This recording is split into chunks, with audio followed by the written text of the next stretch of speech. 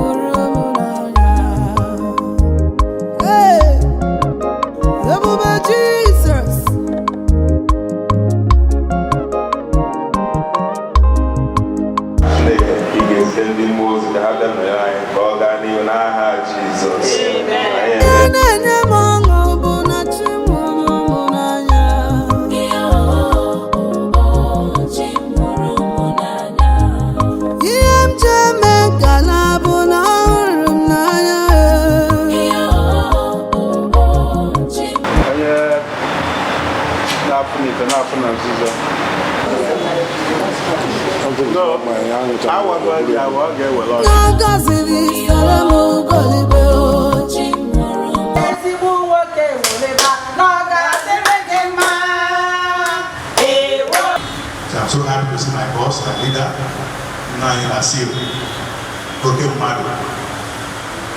our vice also president,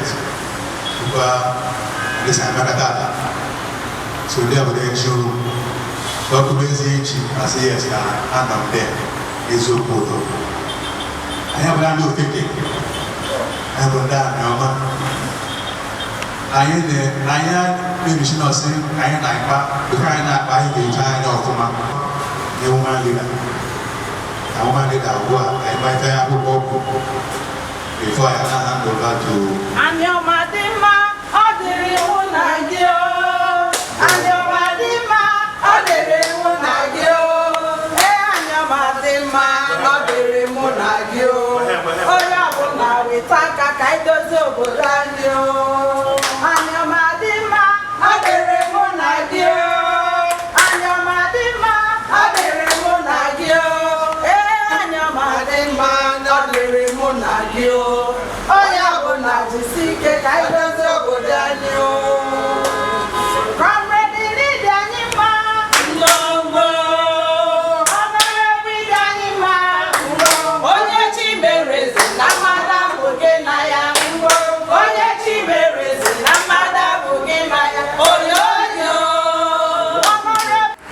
consider you worthy by integrity to be elected Akaji Ofor Afia Ndigbo in the state.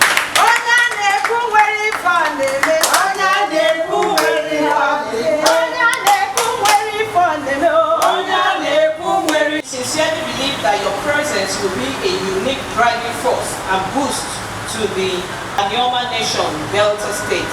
Thanking you in anticipation of your speedy acceptance and response. Yours faithfully, Obuzo Smith, President General. Ndigbo economic market for Afia billionaires. I've made billionaires or not. Afia new Mwaka, Unakitwaka, Abona Utundi.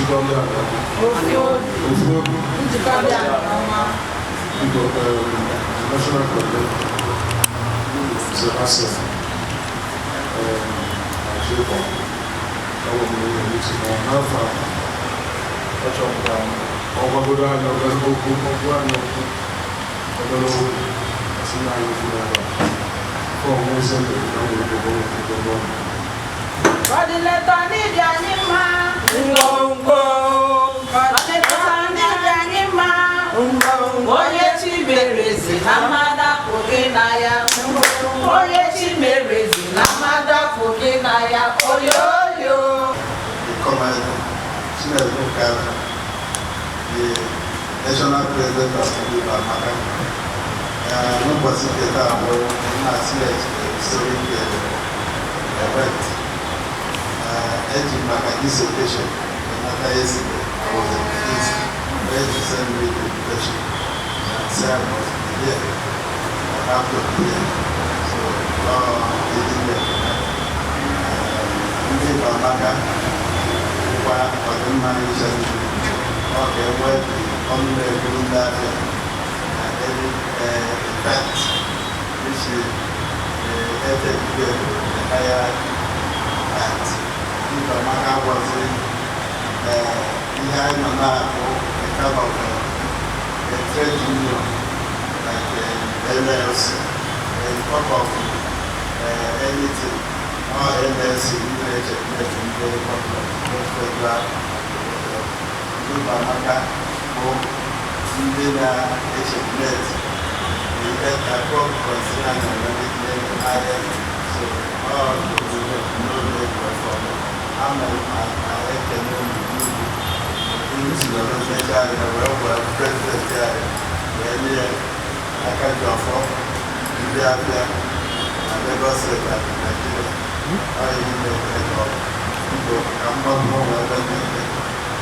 And most of the times I get in Ndigbo, Anioma Afia, always I get in Ndigbo, which I know we end on. So I always see his commitment to the education near Basan Ndigbo. And the truth of the matter is that every portion in Ndigbo Amaka, I always get him involved. But to my surprise, I'm when I monitor affairs of Ndigbo Amaka on his own, and even my own affairs. In truth, for me, when anything as an individual, I always do anything and believe that will add value to people, and I don't make me for any reward. And most of who has come across me most of the times when I've been fighting for one thing or the other, I've been wondering, I didn't keep anything and I'm not looking for any reward. But the reward is something like this that I see today. When people will come and tell you thank you, and I'm very happy and appreciate such. I never know, sometimes as a human being, I'll keep on wondering, what is this struggle and suffering about? Each Ndigbo is sick. So the struggle now is so much. In fact, some time ago, whenever meeting, some Anioma I think about 2 years ago, he said, no.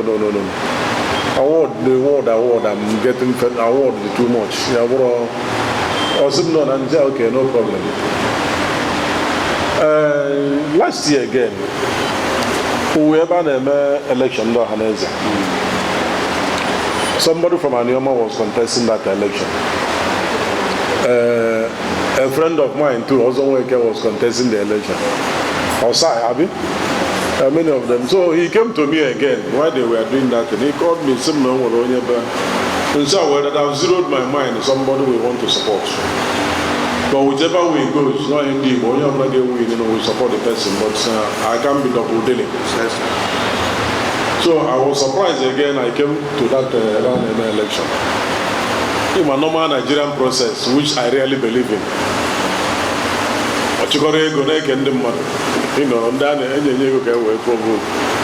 So he took the money, put it there to me. We take go there, say I go work for. Assume go Munando too. I was surprised that Chips, I'm sorry. I can't take the money from you. I have somebody I'm supporting and I can't, you're my friend, my everywhere. That you say so. I will not get another go for what? To do what? Owe your money so that you know my stand. If I take this money and keep it, I don't go for you. My conscience doesn't work like that. So Chinedu, and if God's willing, I'm going to win it. He got for my support. But for now, I never have support. And he was very surprised. And I said, they have people when you put them like this. What do you mean?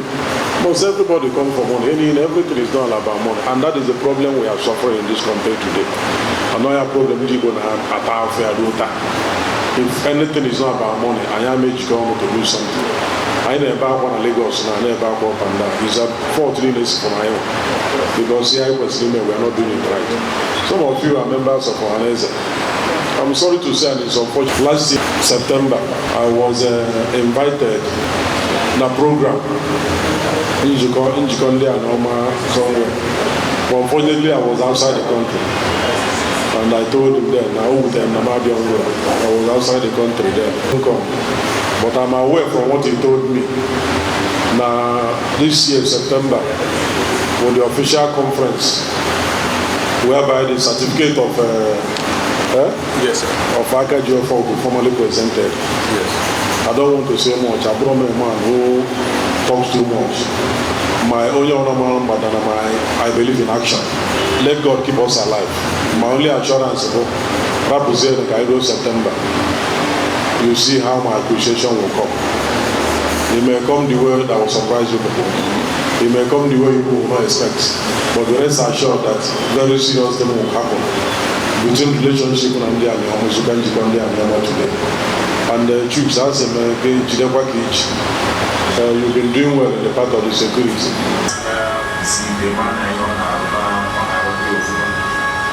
At the same time, when you ask about award from more work and investment from more work and investment for Yenye, when I'm my president, they work with the class. Okay, maybe I hear the bonus to let's know how to do. So I'm the prisoner. For some, I got peace. I will from I signed a date on September. When I got you over them, it don't go to the new Let's fall.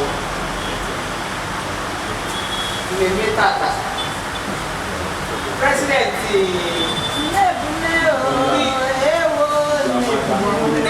actually, Chinedu. Na Otuno say, Nabata Anitaka. Afam Mrs. Patricia Bodi from Asaba. And Manoni Road. Yes. And high school Nanabra. All the mentioned the mobile. And of 7 years, we read the 2 courses now.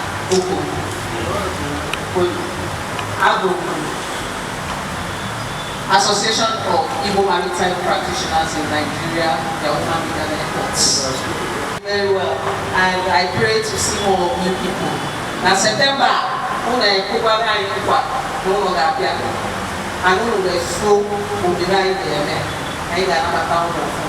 thank you very much, sir.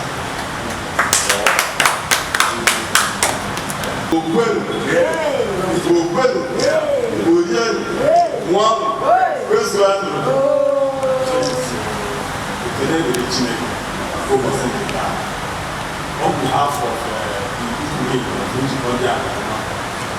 worldwide, I'm going to name our brother, and I'm here from Afia. I don't know if we are so like this. And Chinedu today, this program I did today, I'm very, very close. And I'm here as one of our members, Mana youth, Anioma, totality. So sit down, I will tell you, I'm here as one Anioma. Of course, this is also as only. And I'm Mpata, Opata, Anioma, Kabori, and Rossi. Today, the youth are already across and I am very Chineke, and the way you get all the way, I am going to get before. It's like simply across always so, on behalf of brother Anioma Youth Week, actually present here Anioma Youth Cup. Okay.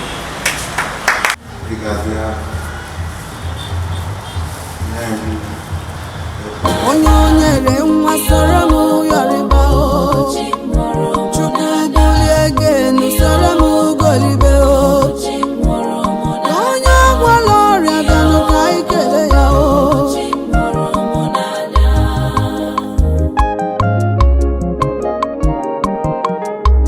onye chọtara Chukwu chọtara ezi ihe ọ ga-anata mara pụrụ iche n'aka Chukwu onye ya na-achị ya